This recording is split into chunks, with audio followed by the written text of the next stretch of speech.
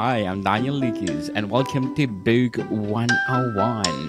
Book 101 is all about the books that I read for the last 40 years. And today I have my special guest. He is a podcast host and, of course, author of several books, no other than Mr. Mick Smith, PhD.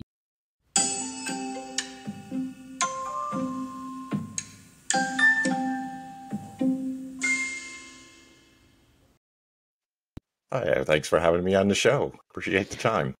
Welcome to Book 101, Mr. Mick, and can you please introduce yourself? Yes, I am, as you said, Mick Smith. I go online as the Doctor of Digital. It's also the name of my podcast. And it's something I've done in terms of interests that I have, business and technology. So I've been doing that for quite a long time, about 9 years actually, and I'm getting close to 600 episodes. So that's been pretty well developed. And then, of course, now what I'm doing more recently is I'm writing some books, and I've got a couple that are out there so far and more projects on the way. Congratulations, Mr. Meek, for sharing your podcast to the world as well as your books. So, what inspired you to become an author and a podcaster? Yeah, I think it's probably related to what I tell everybody. I'm a recovering academic. I spent quite a long time in academia. And then since I don't do that directly anymore, I'm still teaching and writing in another format. And that comes down to writing the books that are more popular subjects and also podcasting. So it's an extension of the kind of endeavors that I had been doing previously. But unfortunately, with academic writing, everybody realizes it. Nobody reads your things unless they're really interested in that specific topic. So these are a little bit more popular type books, but they're also things that are sort of passion projects because they're things that I wanted to write about. And I just have the opportunity and time to do it now. Very well said, Mr. Meek. Can you tell us about your writing process? Yeah, I think this is one of the things I find is interesting because when I counsel people who are writers, because I try to help them out, they'll talk about some typical things that they run into. And that's things like writer's block, or it's something I don't suffer from. I guess it's because I have a real passion. So I'm thinking, well, if you don't really want to do what you're doing, then don't do it, right? So life is short, make yourself happy. But one of the things that I do as my process, I also hike and walk a lot. So when I'm walking, what I'm also doing, of course, is thinking about what I want to write about. So that way, when I do sit down at the computer, which I don't want to just sit down all day, want to stay healthy and active, then it gives me an opportunity to unload all of those things that I've been thinking about. So that process of combining both something physical and movement and then being able to think about it and express yourself in a creative fashion is my process. So I don't have a set schedule. I know there are people who say I can only write in the morning, I can only write in the evening or something like that. But I'm really just thinking about it and processing it all the time. It's a process I call percolating, which means like it's like a coffee pot in the old days. It percolates. Well, that's how my thinking process goes. I'm thinking about what I want to do. Interesting, Mr. Meek. So, how do you develop your characters and plot lines when you're writing your book? Yeah, no, that's a really good question because, like a lot of people would tell you, so with the book that's fictional, which is Burning America, there is some things that are elements of truth in it. And I think that's where, if you're writing fiction, it still has something to do with truth and what really happened, which is true in my case. So it is based on a true story, but you have to provide a structure. And when I'm helping writers, what I say is I use a workshop tool, which is the 12 steps and the 12 stages that Joseph Campbell talked about. It's been adopted by a lot of creative works in terms of Hollywood and Disney and all kinds of creative projects, but it's giving it a structure. So you can have characters, and some of the characters in the novel are based on some actual real people, so it comes really close to just describing them. Other characters are composites. I took elements from other people, and then others are complete fabrication because it serves the plot. So you have to know the elements of writing, and that is the plot development, characters, transitions, and all of those things. But to provide structure, I think something like Joseph Campbell's 12 stages are really helpful. And that's why I'm working with writers. I have a workshop and a worksheet for them to go through because that structure is going to have a better impact on the reader because they can understand the story. Here's the normal life, then something tragic or unusual happens, which kicks off the story. You follow it along in terms of conflict, and then you have a resolution. And for the reader, this makes a whole lot more sense. They can grasp what the writer had in mind. Very well said, Mr. Mick. So, what challenges have you faced in your writing career? Probably, I think the frustration that people will find, because this is something about the marketing component. So people think if you got a great story, which a lot of great stories are out there, but you have to really keep in mind the marketing of it. So also I've done some marketing myself and digital marketing in particular, and also work for organizations and especially educational facilities in marketing. So that's something that writers need to keep in mind. If you expect to have your story and then publish it and then it's going to fly off the shelves, got bad news for you. That usually is not what happens. You have to get out there and promote. And that's why I like the opportunity of being on your show, which is a really phenomenal show. But it also, this is something that people need to keep in mind. You have to be able to promote, you have to be able to talk about it, and you have to get out there and keep marketing it all the time. And there's ways to do that. I mean, you have to have a site, you've got to be out there and telling people about it, talking about it as much as possible. Certainly, and thank you very much. What authors or books have influenced your writing? I probably am not as good as them. I would say that. So put it that way. There's Okay. a couple. If it was novelists, there's two that I really enjoy: E.L. Doctorow and Walker Percy. They're both phenomenal writers. So I'm not sure I could quite say they influenced me because I'm not as good as them. But I think that standard that they have set in telling compelling stories and interesting ideas, and also things that I think express themselves so well, is an inspiration to me. So rather than being an influence, it's probably an inspiration. I wish I was that good. I'll keep working at it. But those are some really interesting writers. And then there's other people too. I mean, Nietzsche is a phenomenal writer. He's also so deep philosophically. He gets you thinking about ideas, but he also expresses himself in a very creative fashion. So if not fictional, it always sounds like a really good story. So those are some writers that I think I would like to be and also would like to try to imitate as well. Yes. So, how do you approach research for your books? Well, they're probably kind of real life kinds of things. I take the experiences. So, with the first novel, the first book, it was really based on some true stories and things that actually happened. And I said to myself, this is probably going to be a good story. I think other people would like this. So, that came out of life. And then the second one has to do with On Track Ian Hunter, which is a non-fictional work, but it's also based on, again, a real person. And it's also some persons whose music has influenced my life and also had a big impact on it. So first rock concert I ever attended, the first real musical event that I ever went to, all of those kinds of things. So, I mean, it was pretty easy to say, well, who would you want to write about, if anybody? So I've been following and listening to this gentleman's music for 50 years. So it's in almost like what I would say, it's the soundtrack of my life, right? So, I mean, he expresses himself and has so many ideas that I can relate to. I said, yes, I would like to be the person to write the first book having to do with an analysis of every single song that he's ever written in his solo career since 1975. And that's what the book is about. Yes, interesting book, Mr. Mick. So, what's your favorite book that you have written and why? Probably the ones that I haven't written yet, because I do have a couple other things in mind. And I've actually written a screenplay based on the novel. So there are other projects that I have in mind. When I first wrote Burning America, the novel, I had in mind to have a trilogy. So there's two more books in that series. The subtitle of Burning America is In the Best Interest of the Children. The second one in the trilogy is In the Best Interest of the Country. And then the third one is In the Best Interest of the Company. So what I'm trying to do is to address three different areas that I feel I can talk about responsibly. And that has to do with the family, it has to do with the history, and it has to do with work life and company life. So that's the idea. And then I'll do something with the screenplay as well. I'd like to get that produced.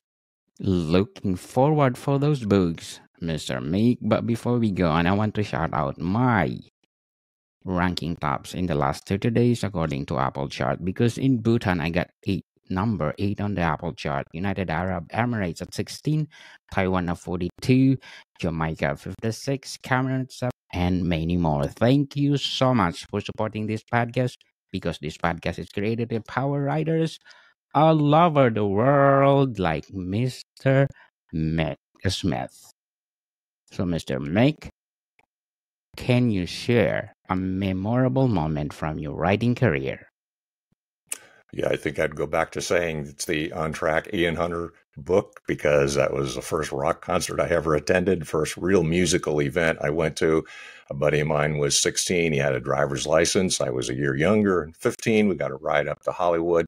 And I had seen his first band, the legendary Mott the Hoople, and I'd say they just blew me away. So I said, you know what? This is really an interesting individual. Love the music, and I've been following for a long time, and that's really the inspiration to get me to keep on going. And since he's only 84 years young, he's got a long way to go, and there's my inspiration. I want to keep on going for as long as I can and keep on rocking. Keep on rocking, Mr. Mick, and share the talents that you have. So, what advice do you have for aspiring writers out there?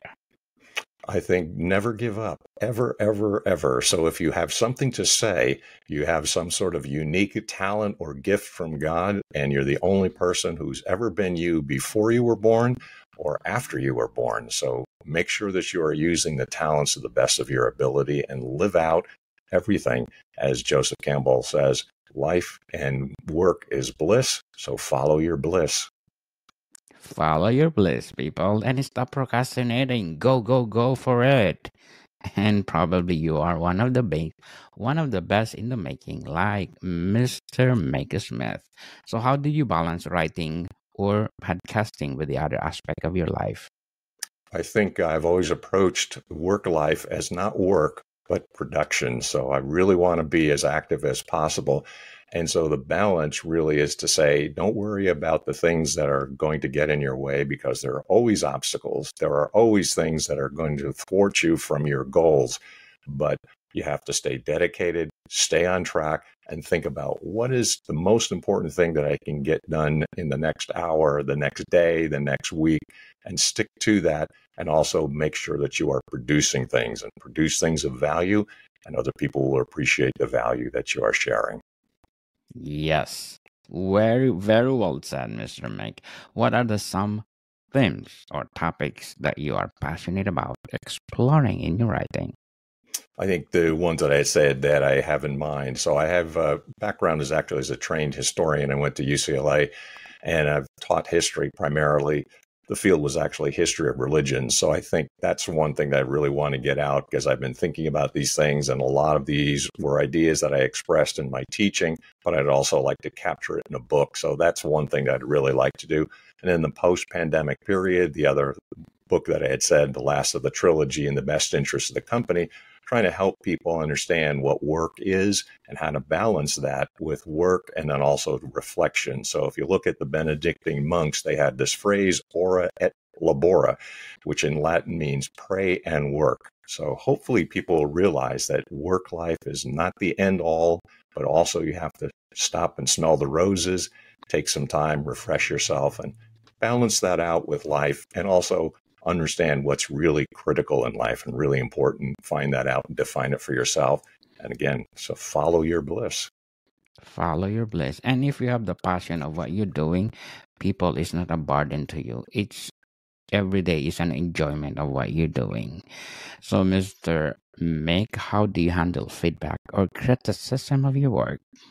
Yeah, it's another good question. So when I was writing my dissertation, it's an interesting example of, well, wait a minute, I think it's absolutely clear. And what is wrong with you people? Because the doctoral committee looks at your work and criticizes it. So you have to develop a little bit of thick skin and take a step back for it. And don't take things personally because your writing is not you.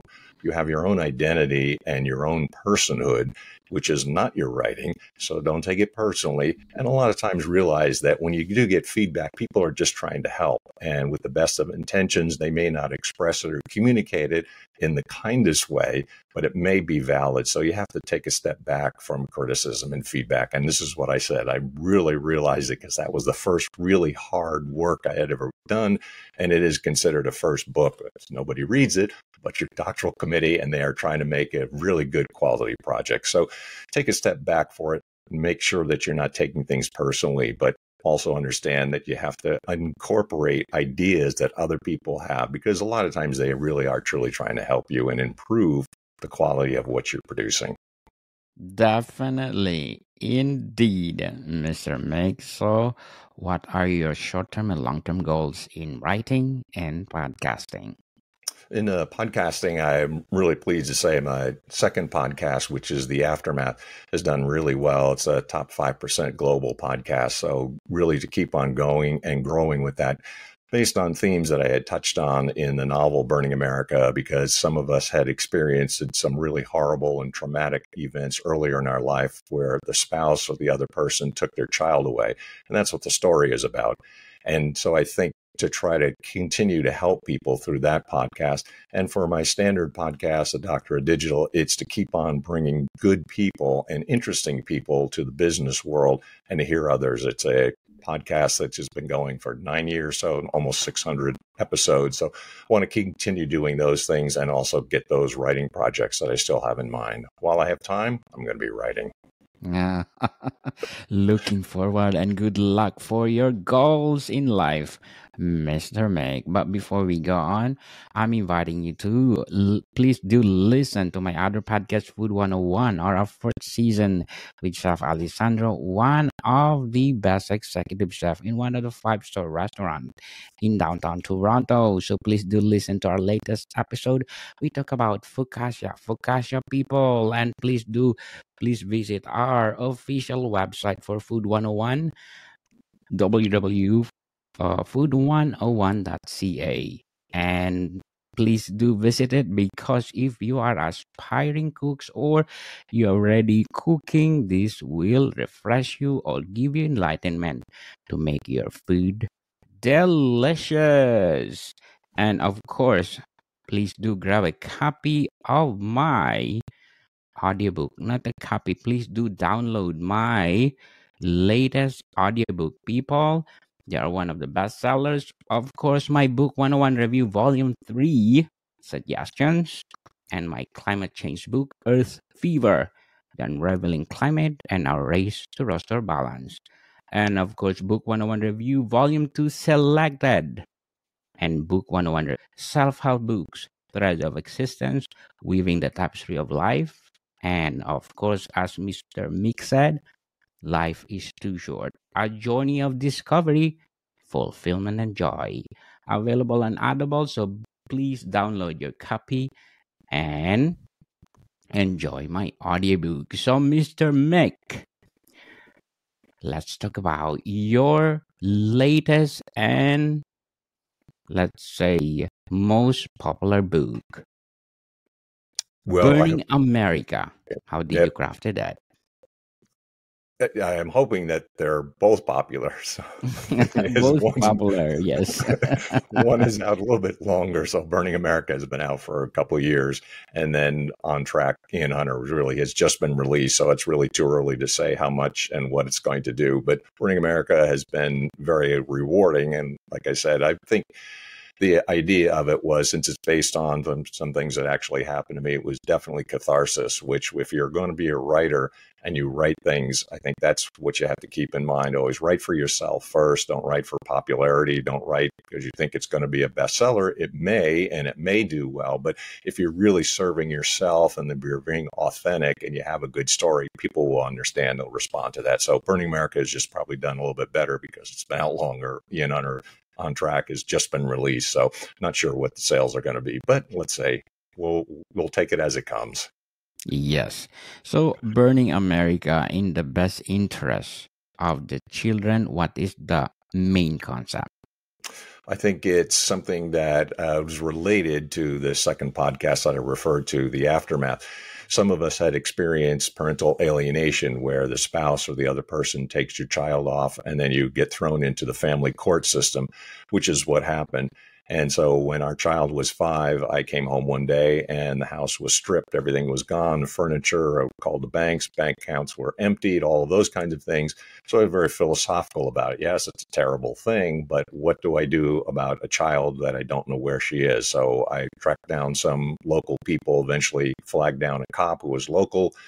He had called a friend and a family that the child had been at, and literally over the police radio, I found out when we were living in Pennsylvania, the child was in California, 3,000 miles away. So I got a problem. And so I was not about to let the child go and got thrown into the family court system. And after about 3.5 years, finally got it resolved where the child was returned full time to the home. And this is unfortunately what happens to a lot of people.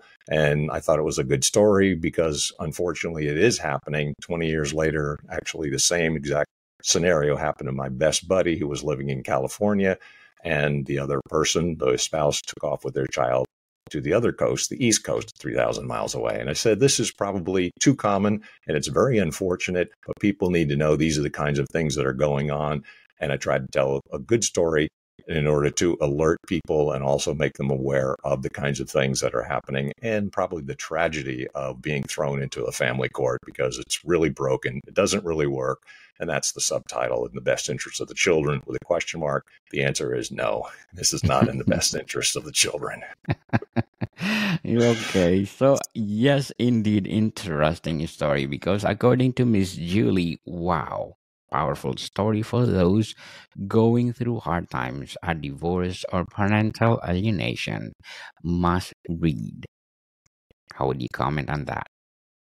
Yeah, that's an interesting comment because this is what I think people would find. You feel as though if you're an ordinary, standard individual, you think justice is going to be served, everything is going to work out fine, and surely courts, judges, lawyers are going to understand and really do the right thing. Doesn't really happen. That's why I think the story does have a real power and a strength to it. And if you want to survive that process, you have to spend a lot of time in self-reflection, developing yourself and making sure that you are sane and also making sure that the child and children are safe and secure and that they come out of it unscathed as much as possible as well. Yes, and according to Linda S., Library Things Early Reviewer, unbelievable. What are the elements that you put in the story that make these unbelievable? I think that's a really good comment. It's interesting because when I was dealing with the publisher, one of the editors had made a comment reading through the text as I proposed it, said at different points, well, this is not what's supposed to happen, and kept objecting to it. And I go, yes, I know that, but that's what gives it a really good story because I would consider myself a fairly creative individual, but I never would have thought those things were possible. But those were the things that actually happened. Those are the true aspects. And that's the things that I think really make this a good story because they are things that people would just say, well, that's unbelievable. That really couldn't happen that way. But what I said, those are the true parts. And I wrote a story and a novel around the true things that actually did happen. Yes, and according to Chris Dunn, the truth about what is happening in America. So, Mr. Mick, how did you research process for this book? Well, I think it was something that I was not quite as aware of how prevalent the problem is. So on the podcasts that we do in the aftermath, we call the epidemic and the epidemic of divorce, custody, and healing. We realize that it's not only just America. That's what I was thinking of because I'm an American from the United States. But then we find that there's actually things like this are happening in other parts of the world as well. So it's actually even a larger problem that I had anticipated at the time. But I also do think that this is why it's so important to get a story like that out and try to recreate and have families that are traditional families, strong families, and really to try to do the best for the children. You know, there's a cliche which says the children are our future. And I go, yeah, I know that, but they're not being served well in so many ways. And it's our responsibility as adults and as people who are mature to do the best that we can for the next generation and subsequent generations. Yes, indeed. So that will be my next question. How do you hope Burning America will be remembered for our generations to generation to come?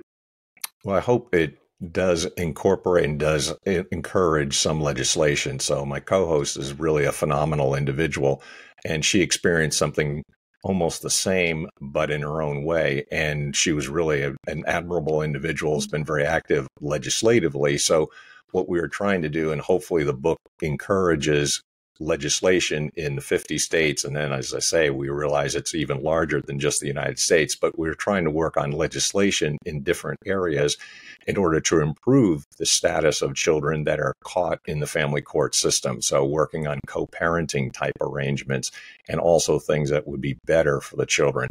And when we've got 50 states, it gets really complicated in the states because they all are very different.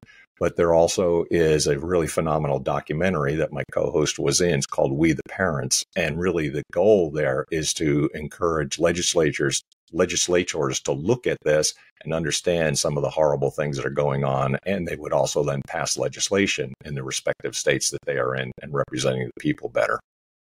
Very well said, Mr. Mick. What role do social media and online platforms play in your writing career as well as your podcasting?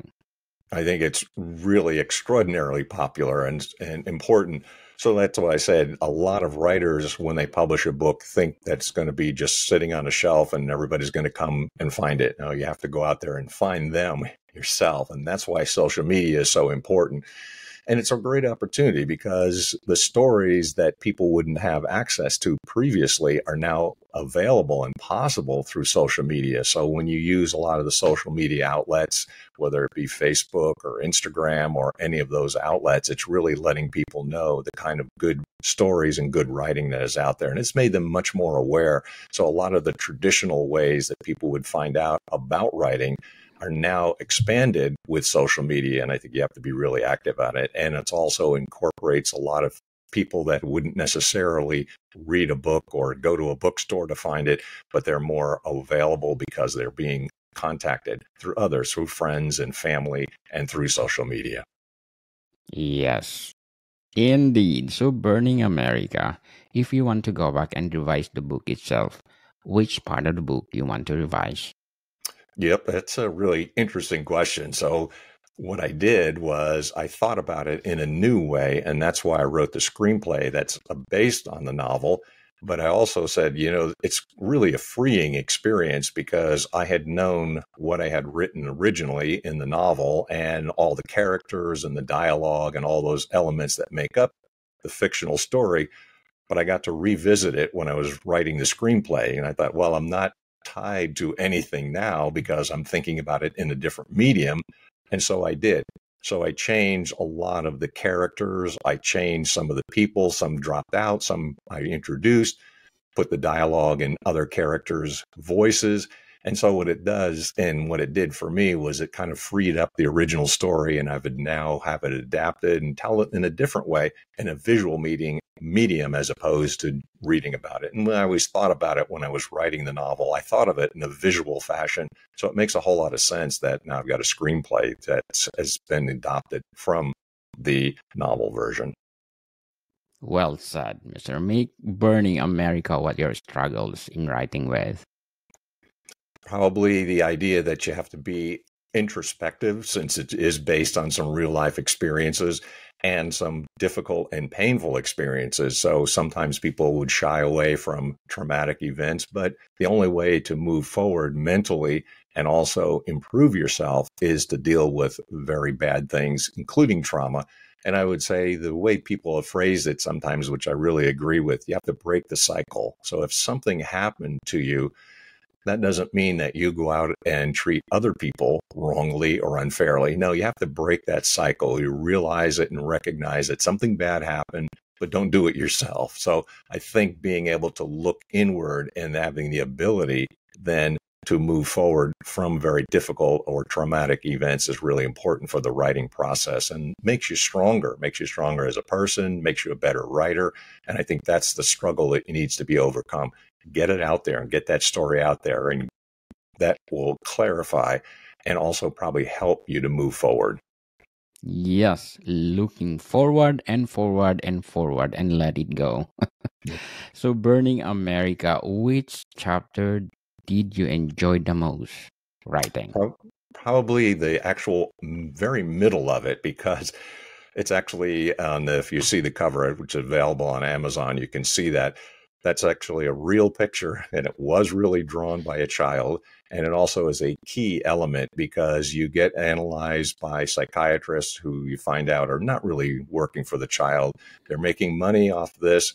And it shows a child who's being held by the father. And that picture, you would think, okay, if there is a custody problem and a custody dispute between two people, who and where does the child feel most comfortable? Psychiatrist asked the child to draw a picture. So what did they do? They drew a picture, and the person's got a beard. I've got a beard. Women don't have beards. And so unfortunately, the psychiatrist said that picture worked against the father in the story on the protagonist. It was actually then awarded, the child was then awarded to the mother. And you would think, well, the child is telling you and expressing in a way who and where they would like to be, but yet psychiatrists determined the exact opposite. So it's a really critical chapter in the book, and it's also really critical to understand and appreciate what that picture means.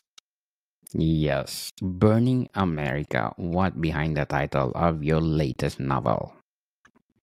The subtitle and the best interest has to do with the idea of trying to move past the family court system.